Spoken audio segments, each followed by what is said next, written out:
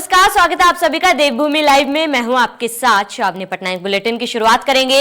CM Trivendra Singh Rawat ने सचिवालय में सितारगंज चीनी मिल के संबंध में बैठक की है। बैठक लेते हुए अधिकारियों को निर्देश दिए गए कि आगामी पेराई सत्र तक सितारगंज चीनी मिल दोबारा शुरू हो जाए। इसके लिए पूरी योजना जल्द बनाई जाए। सीएम ने कहा, किसानों का हित पहला लक्ष्य होना चाहिए। सितारगंज में निर्मित इंफ्रास्ट्रक्चर का सही उपयोग होना जरूरी। इससे गन्ना उत्पादकों को गन्ने की बिक्री में परेशानी नहीं होगी और अन्य लोगों के रोजगार के भी आसार बढ़ेंगे।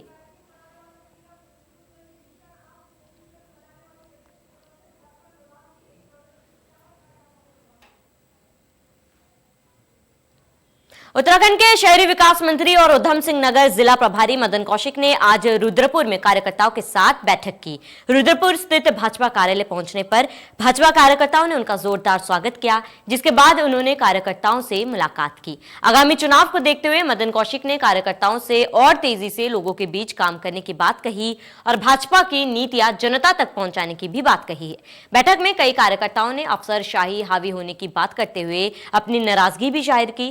कार्यकर्ताओं को आश्वासन देते हुए मदन कौशिक ने कहा कि जल्द ही अधिकारियों के साथ बैठक कर सभी दिक्कतों का हल जल्द से जल्द निकाला जाएगा। मदन कौशिक ने आगामी चुनाव को देखते हुए कहा कि कार्यकर्ता जोश से भरे हुए हैं। पहले हम कार्यकर्ताओं से बैठक कर रहे हैं, उसके बाद अधिकारियों से और फिर जनप्रतिनिधियों से बैठक कर लोगों की समस्याओं का निराकरण करेंगे। देखिए, सभी मंत्रीगण अब अपने प्रभारी जनपदों में जो प्रवास करेंगे, प्रवास के हमने 4 कैटेगरी तय की। पहली कैटेगरी है कि वो सभी अपने जो मंडल या मंडल से ऊपर के कार्यकर्ता उनके साथ बैठेंगे, क्या समस्याएं हैं वो सारी समस्याएं नोट करने के बाद फिर अलग से जो विभागों के साथ बैठना है, जो मंत्री जिस विभाग का होगा उनकी बैठक करेंगे, फिर जनप्रतिनिधियों के साथ बैठेंगे। आगे बढ़ेंगे। उत्तराखंड के पर्यटन मंत्री सतपाल महाराज अपने विधानसभा चौबटा खाल पहुंचे। सतपाल महाराज पेयजल अधिकारी पर बिफर गए जब ग्रामीणों ने पेयजल विभाग की पोल खोल डाली। दरअसल कोटमल्ला क्षेत्र के ग्रामीण पेयजल विभाग की बेरुखी से बूंद बूंद पानी को लोग तरस रहे हैं। ऐसे में जब ग्रामीणों ने समस्या सतपाल महाराज के समक्ष रखी तो सतपाल महाराज पेयजल अधिकारी पर जमकर बिफरे। उन्होंने मौके पर पेयजल अधिकारी को जमकर फटकार लगाई और समस्या का समाधान जल्द करने की बात कही। उन्होंने सूचित करने की भी बात कही और कहा, पर्यटन मंत्री सतपाल महाराज पौड़ी जिले के अपनी विधानसभा चौबटा खाल में करोड़ों की योजनाओं का शिलान्यास करने पहुंचे, लेकिन यहां ग्रामीणों की समस्या पर्यटन मंत्री के समक्ष रखना पेयजल अधिकारी को भारी पड़ गया। पर्यटन मंत्री ने बताया कि अधिकारियों को ग्रामीण और जनप्रतिनिधि समय समय पर लिखित शिकायत तक करते हैं, लेकिन ये शिकायतें दफ्तर पहुंचते ही ठंडे बस्ते पर जाकर सिमट जाती है, जो अब वे कतई बर्दाश्त नहीं करेंगे। उन्होंने कहा, शिकायतों को निरास्तरण किया जाएगा। वहीं इस पर आम आदमी पार्टी के प्रदेश प्रवक्ता आशुतोष नेगी ने सतपाल महाराज के क्षेत्र भ्रमण को आम आदमी पार्टी का खौफ बताया और कहा, आम आदमी पार्टी की बढ़ती लोकप्रियता ने सतपाल महाराज की बौखलाहट बढ़ा दी है। हमने आदेश दिए हैं कि जो पानी की किल्लत है इस समय मल्ला बदलपुर के अंदर, दुधार खाल के अंदर, इसका निराकरण किया जाए। और आज काफी हमने आदेशित किया है और कहा है कि भाई जो कार्यकर्ताओं के जो है काम होने चाहिए, उनके मान सम्मान की रक्षा होनी चाहिए। कोई व्यक्ति अगर मोबाइल फोन पर अपनी शिकायत रखता है तो उस पर रिस्पॉन्ड करना चाहिए, उस पर सुनना चाहिए और कार्रवाई करनी चाहिए। जो सतपाल महाराज जी का ये रौद्र रूप है वो पहली बार देखा है। लंबे समय से यहाँ पर वो सांसद भी रहे और विधायक भी हैं, पर्यटन मंत्री भी हैं, लेकिन अपने क्षेत्र के प्रति वो कभी गंभीर नहीं रहे। और पिछले 4 सालों में तो उन्होंने हद ही कर दी। वो लगभग सारा समय ही देहरादून रहते थे और कभी उनको फ़ोन मिलाया जाए तो वो फ़ोन नहीं उठता था, या जो उनके पीआरओ हैं वो भी फ़ोन नहीं उठाते थे। महाराज जी अब कम से कम अपनी विधानसभा तो लौट आए हैं और वहाँ पर अधिकारियों को उनका रौद्र रूप दिखाई दे रहा है। खबरों में आगे बढ़ेंगे। बाहुबली सत्ता पक्ष के भाजपा विधायक, विवादों के बेताज बादशाह, खानपुर के 4 बार के विधायक कुंवर प्रणव सिंह चैंपियन एक बार फिर बड़ी सुर्खियों में आ गए हैं। जी हां, इस बार उनकी दबंगई किसी और पर नहीं बल्कि अपने वफादार मुनीम पर ही दिखाई दी। चैंपियन के वफादार मुनीम का पूरा परिवार रातों रात पिछले 10 दिनों से बच्चों सहित चैंपियन की दबंगई से परेशान होकर फरार हो चुके हैं, जिसकी भनक ना पुलिस के पास है और ना पड़ोसियों के पास। अचानक देर रात एक वीडियो सोशल मीडिया पर वायरल हो गया, जिसमें कुंवर प्रणव सिंह का मुनीम संजय अग्रवाल और उसके बड़े भाई का एक वीडियो सामने आया, जिसमें संजय अग्रवाल रो रहे हैं और कुंवर प्रणव सिंह पर अपनी संपत्ति हड़पने की बात कह रहे हैं। साथ ही चैंपियन की दबंगई से परेशान होकर धर्म बदलने तक की दोनों भाई बात कहते हुए नजर आ रहे हैं।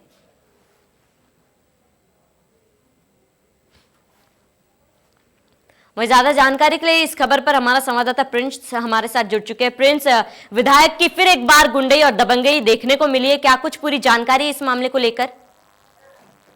जी श्रावणी, आपको बता दूं कि कहीं ना कहीं विवादों में रहने वाले खानपुर विधायक हैं प्रणव सिंह चैंपियन, वो एक बार फिर उनका दबंगई को लेकर उन्हीं के कर्मचारी ने उन पर आरोप लगाया है और आरोप लगाते हुए एक वीडियो वायरल किया है। बताया जा रहा है कि उन्हीं के मुनीम है जो कि जिन्होंने उन पर आरोप लगाते हुए धर्म परिवर्तन करने तक की चेतावनी दे दी है और पिछले तकरीबन बात की जाए 8 से 10 दिन से वो अपने बच्चों सहित अपने घर से भी फरार है और घर में उनके ताला लगा हुआ है, जिसकी भनक ना तो अभी तक पुलिस के पास है और न ही पड़ोसियों के पास है। वहीं देर रात की बात की जाए तो वीडियो एक सोशल मीडिया पर वायरल हुआ, जिस वीडियो में उनके मुनीम ने साफ तौर पर उन पर आरोप लगाए हैं और कहा है कि उन्हें उनकी अपनी जान का भी खतरा कहीं ना कहीं उनसे है, जिसको लेकर उन्होंने गुहार लगाई है कि उन्हें इससे बचाया जाए। जी श्रावणी।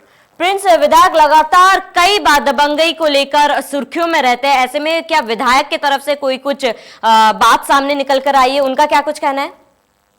जी बिल्कुल श्रावणी, आपको बता दूं कि कहीं ना कहीं बात जब विधायक जी से हमसे संपर्क करना चाहा तो अभी तक वो मीडिया के सामने खुलकर नहीं आए हैं। हालांकि उनके जो साथ के लोग हैं उनका कहना है कि अभी विधायक इस बारे में स्पष्टीकरण देंगे, लेकिन कब तक स्पष्टीकरण देते हैं ये एक बड़ी बात होगी। वही बात की जाए तो कांग्रेस के जो विधायक हैं काजी निजामुद्दीन, उन्होंने भी साफ तौर पर निशाना साधा है कि विवादों में रहते हैं और इस तरह का मामला अगर आम जनता के साथ करेंगे और धर्म परिवर्तन तक की जो बात पीड़ित ने कह दी है तो कहीं ना कहीं कांग्रेस भी घेरते हुए साफ तौर पर दिखाई दे रही है। वही बात करी जाए, आज रुड़की में राज्य मंत्री शादाब शम्स भी पहुंचे थे, उनसे जब इस बारे में जानकारी ली गई तो उन्होंने भी कहा कि पहले वीडियो की जांच की जाएगी और उसके बाद अगर अनुशासनहीनता का मामला पाया जाता है तो कड़ी कार्रवाई इस पर की जाएगी। प्रिंस, बने रहिए हमारे साथ, तमाम जानकारी के लिए फिर एक बार लौटेंगे। वहीं कुंभ मेला नजदीक आते ही मेला प्रशासन ने कुंभ कार्यों में तेजी लाना शुरू कर दिया है। आज मेला अधिकारी दीपक रावत लगातार तीसरे दिन मेला प्रशासन की टीम के साथ प्रस्तावित महामंडलेश्वर नगर पहुंचे। ग्राउंड जीरो पर पहुंचकर दीपक रावत ने व्यवस्थाओं का जायजा लिया और अधिकारियों को दिशा निर्देश दिए। कुंभ मेले में यहाँ पर महामंडलेश्वर नगर बनाया जाना है। आप यहाँ पर देख सकते हैं कि जो लैंड है यहाँ पर पिछले कुंभ मेले में भी महामंडलेश्वर नगर बनाया गया था और इस बार भी यहाँ पर महामंडलेश्वर नगर बनाया जाएगा जो प्रस्तावित है और जिसका आज मौका मुआयना करने के लिए मेला अधिकारी पूरी टीम के साथ यहाँ पर पहुँचे हुए हैं। उन्होंने पूरे क्षेत्र का मौका मुआयना कराया। उनसे बात करते हैं कि सर यहाँ की व्यवस्थाओं का जायजा भी आपने ले लिया है, यहाँ पर कौन कौन से कार्य होने बाकी है सर? धर्मेंद्र जी, गौरीशंकर सेक्टर का ये पार्ट है और इसमें पिछले मेले में महामंडलेश्वर नगर बसाया गया था। इसमें पहले से लैंड डेवलप्ड है, बहुत ज़्यादा मेहनत की आवश्यकता नहीं है। पहले से इनफैक्ट प्लेन भी है, अंदर की भी हल्की फुल्की सेक्टर रोड जहाँ से अवेलेबल हैं।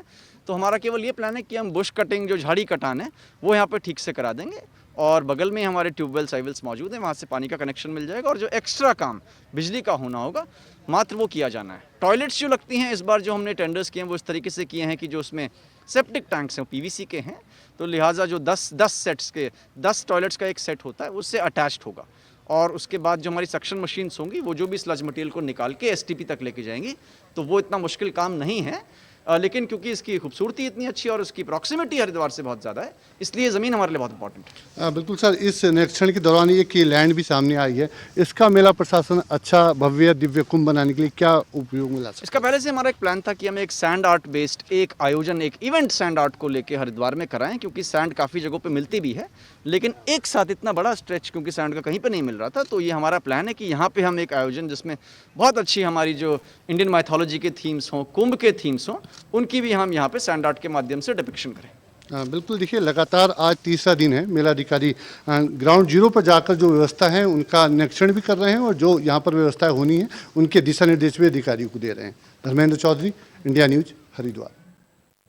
खबर रुड़की से है, जहां पर सृष्टि गोस्वामी बनेंगी उत्तराखंड में एक दिन के मुख्यमंत्री। सीएम त्रिवेंद्र रावत ने एक दिन के मुख्यमंत्री बनाने की मंजूरी दे दी। बालिका दिवस पर विकास योजनाओं की सृष्टि समीक्षा करेंगी। बता दें 24 जनवरी को एक दिन की बाल मुख्यमंत्री बनेंगी सृष्टि गोस्वामी। अधिकारियों को योजनाओं पर प्रेजेंटेशन देंगी सृष्टि। हरिद्वार जिले के ग्राम दौलतपुर की निवासी हैं सृष्टि गोस्वामी। तो बता दें हरिद्वार जिले के ग्राम दौलतपुर की निवासी है सृष्टि, जिन्हें एक दिन का सीएम बनने का अवसर मिला है। वहीं ज्यादा जानकारी के लिए हमारे संवाददाता प्रिंस हमारे साथ जुड़ चुके हैं। प्रिंस, एक दिन की सीएम बनेंगी सृष्टि, ऐसे में क्या क्या वो कार्य है जो जिनकी समीक्षा सृष्टि करने वाली है? जी बिल्कुल श्रावणी, आपको बता दूं कि उत्तराखंड के मुख्यमंत्री त्रिवेंद्र सिंह रावत ने बड़ा फैसला लिया है, जिसको लेकर आगामी 24 जनवरी को बालिका दिवस पर दौलतपुर गांव की निवासी सृष्टि गोस्वामी है जो एक दिन के लिए बाल मुख्यमंत्री की कुर्सी संभालेंगी। वहीं बात की जाए तो इस दौरान विधानसभा के कक्ष नंबर 120 में ये आयोजित की जाएगी, जिसमें बात की जाए तो उत्तराखंड बाल संरक्षण आयोग की अध्यक्षा है, उन्होंने इसकी पूरी जानकारी दी है। महिला सशक्तिकरण को लेकर और कई विभागों की इस तरह की होगी जो बागडोर रहेगी, जिनको लेकर अधिकारियों की ये बैठक सृष्टि गोस्वामी इसमें लेने वाली है। जी श्रावणी। प्रिंस, सृष्टि के लिए ये पद मिलना एक दिन के लिए भले ही कितना अहम है, इसके साथ ही सीएम इसके जरिए क्या कुछ मैसेज देना चाहते हैं? जी श्रावणी, आपको बता दें कहीं ना कहीं बात की जाए तो सृष्टि गोस्वामी से जब इस बारे में बात की गई, वहीं इनके परिजन हैं, पूरी तरह से इसमें खुशी का माहौल उनमें देखने को मिल रहा है। सृष्टि का साफ तौर पर कहना है कि उनके लिए बहुत बड़ा पल है ये।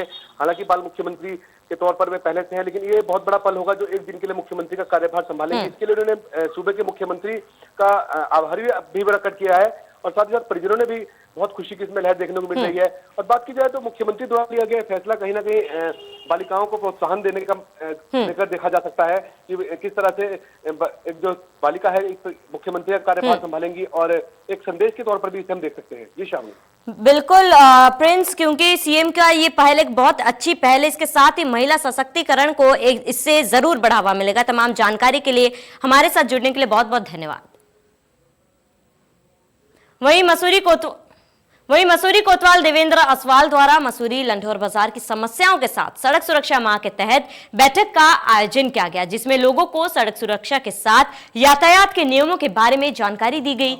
मसूरी के सबसे पुराने बाजार लंढौर बाजार की यातायात व्यवस्था को दुरुस्त करने के लिए कोतवाल मसूरी द्वारा लोगों से सुझाव लिए गए, जिस पर लोगों ने सड़क किनारे वाहनों के पार्क करने के साथ मसूरी के लंढौर साउथ रोड पर काफी समय से खड़े वाहनों को हटाने की मांग कर गए थे। वहीं मॉल ढोने वाहनों के समय निर्धारित करने की मांग की गई। लंढौर क्षेत्र में सड़क किनारे लोगों ने जाम कर रखा था, अतिक्रमण को हटाने की लगातार मांग की जा रही थी।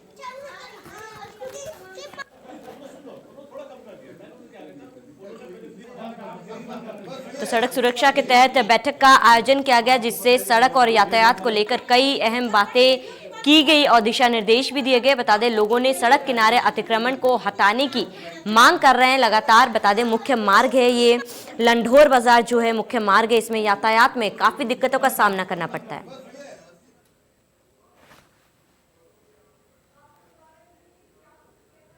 खबरों में आगे बढ़ेंगे। चमोली में सड़क चौड़ीकरण करवाने की मांग को लेकर भूख हड़ताल पर लोग अड़े। 48 दिनों से यह आंदोलन लोगों का जारी है। 9 मीटर चौड़ी सड़क की मांग कर रहे हैं। बता दें घाट बाजार में भारी संख्या में तैनात हुए पुलिस बल।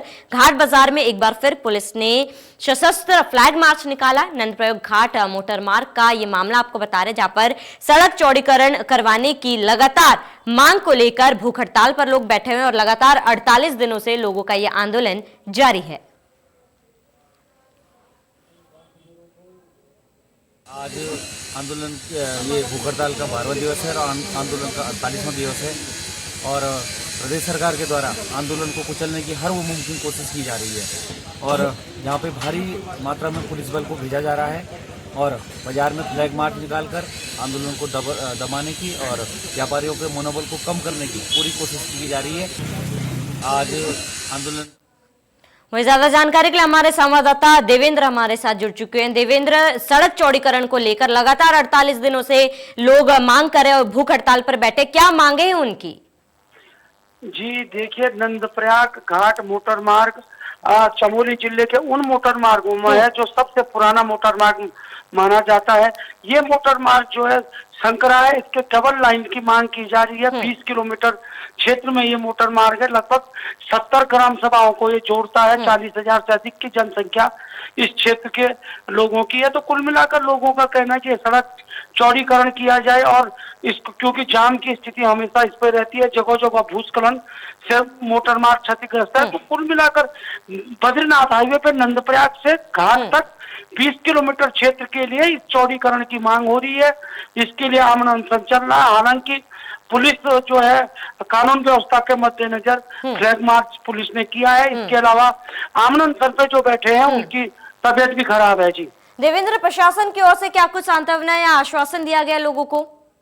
जी देखिए, प्रशासन की ओर से तो कोई आश्वासन नहीं दिया गया, लेकिन सूबे के मुख्यमंत्री त्रिवेंद्र सिंह रावत ने जरूर लोक निर्माण विभाग को इसके चौड़ीकरण करने के निर्देश दिए हैं। लेकिन आंदोलनकारियों का कहना है कि जब तक शासनादेश जारी नहीं होता है तब तक वे आंदोलन को समाप्त नहीं करेंगे। उनकी इसके पीछे सबसे बड़ा ये आशंका है कि 2 मुख्यमंत्रियों की घोषणा इस सड़क को चौड़ीकरण की थी, बावजूद इसके आज तक ये चौड़ीकरण नहीं हो पाया है। जी देवेंद्र, तमाम जानकारी के लिए हमारे साथ जुड़ने के लिए आपका बहुत बहुत धन्यवाद।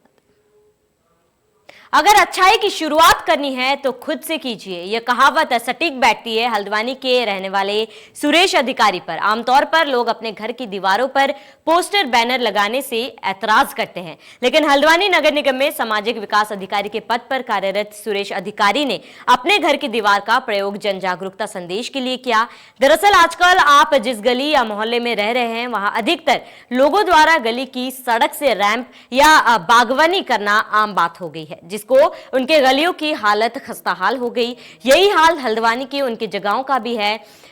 ऊंचापुल इलाकों में जहां सुरेश अधिकारी रहते हैं वहां का भी कमोबेश यही हाल है। सुरेश अधिकारी ने इससे परेशान होकर खुद से समझौता करना उचित समझा और अपने घर की दीवार पर जनता को जागरूक करने के लिए 5 स्लोगन लिख डाले, जिसमें उन्होंने मेरी कॉलोनी मेरा अभियान, मिलकर बनाए सभ्य समाज, सड़क पर अतिक्रमण नहीं करूंगा, वाहन घर के अंदर पार्किंग में ही खड़ा करूंगा, पॉलीथीन का प्रयोग नहीं करूंगा, बिजली और पानी बर्बाद नहीं करूंगा जैसे स्लोगन लिख रखे हैं।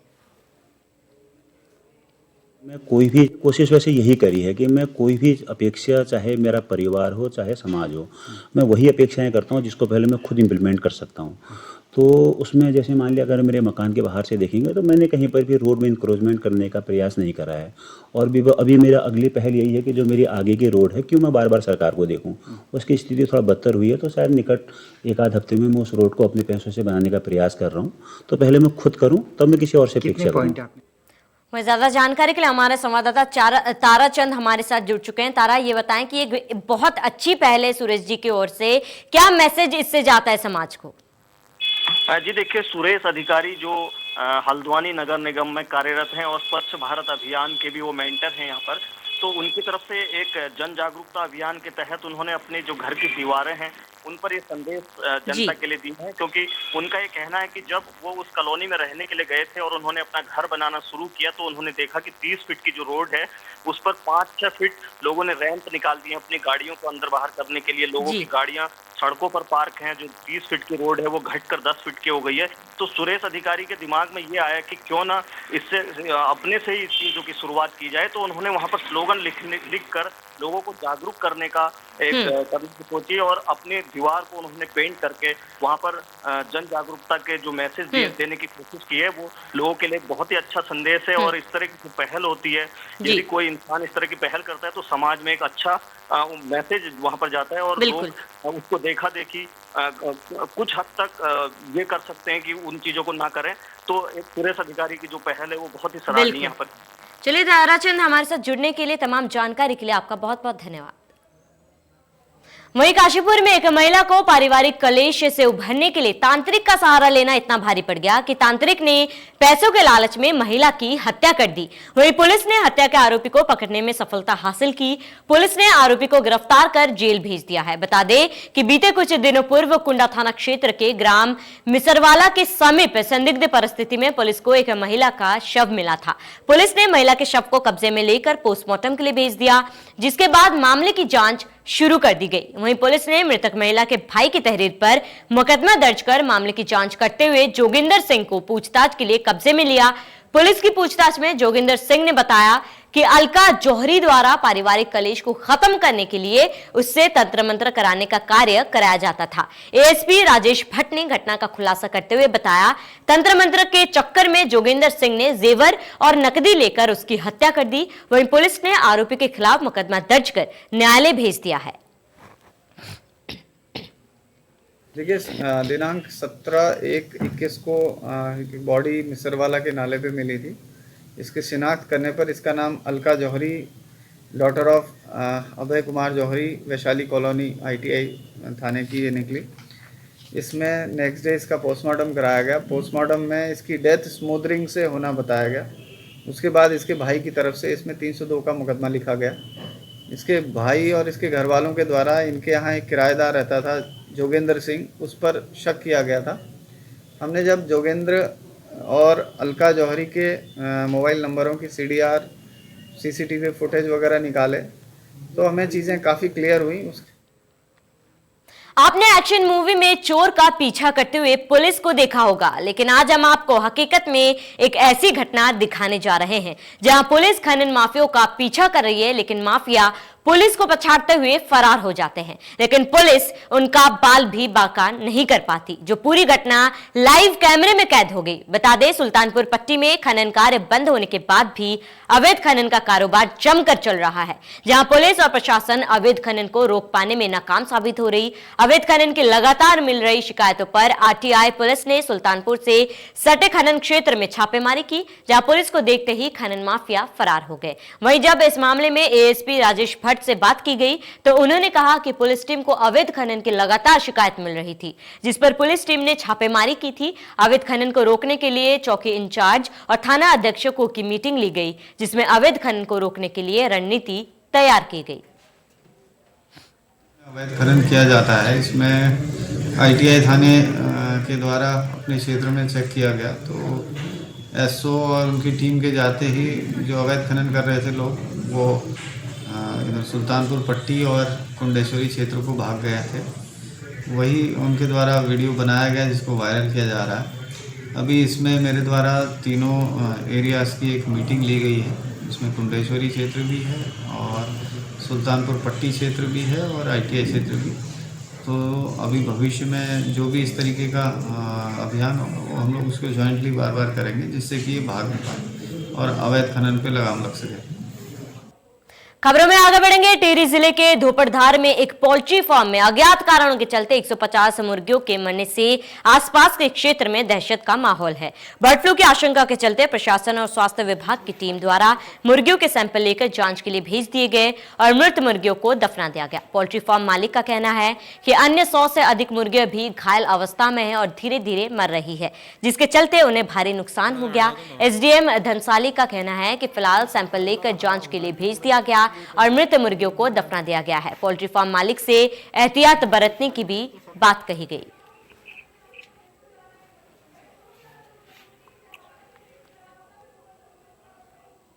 वहीं रुद्रपुर के शिवनगर में खाना बनाते समय घरेलू सिलेंडर में आग लगने से हड़कंप मच गया। बताया जा रहा है कि शोक सभा में आए मेहमानों के लिए खाना बनाते समय गैस सिलेंडर में आग लग गई। आग की चपेट में आने से 3 लोग झुलस गए, जिसमें से एक की हालत गंभीर होने पर उसे अस्पताल में भर्ती कराया गया। चश्मदीदों के अनुसार बुधवार की देर शाम शोक सभा के लिए घर में ठहरे मेहमानों के लिए खाना बनाया जा रहा था। इसी दौरान गैस सिलेंडर में आग लग गई। आग लगते ही वहां मौजूद चंदन ने सिलेंडर को चूल्हे से निकाल कर बाहर फेंक दिया। आसपास के लोगों ने कड़ी मशक्कत के बाद आग पर काबू पाया। आग की चपेट में आने से चंदन गंभीर रूप से झुलस गया, जबकि 2 अन्य लोग भी आग में झुलसे चंदन को इलाज के लिए एक निजी अस्पताल में भर्ती कराया गया है। खबरों में आगे बढ़ेंगे। पहाड़ों की रानी मसूरी पूरे विश्व को और देश में अपनी खूबसूरती और स्वच्छ वातावरण के लिए मशहूर है। वहीं मसूरी का माल रोड देश विदेश से पर्यटकों के लिए आकर्षण का केंद्र माना जाता है। लेकिन अगर आप इन दिनों मसूरी आ रहे हैं, माल रोड की सड़क आपके गांव की सड़क से भी बदतर नजर आएंगी। पिछले 1 माह पहले मसूरी माल रोड की सड़क को मसूरी पिक्चर पैलेस से साई मंदिर, मसूरी पिक्चर पैलेस से लंढोर मार्ग के लंदन हाउस और पिक्चर पैलेस से मासोनिक लॉज बस स्टैंड तक बिजली और टेलीफोन की लाइन अंडरग्राउंड करने के लिए खोदी गई थी, लेकिन लाइन डालने के बाद ना तो ठेकेदार और ना ही सड़क खोदने की अनुमति देने वाले नगर पालिका प्रशासन द्वारा इस ओर कोई ध्यान दिया गया, जिससे लोगों को भारी परेशानियों का सामना करना पड़ रहा है। देश विदेश से पर्यटक भी खस्ताहाल सड़क को लेकर काफी हैरान हैं। इसी के साथ देवभूमि लाइव में मेरे साथ इतना ही। नमस्कार।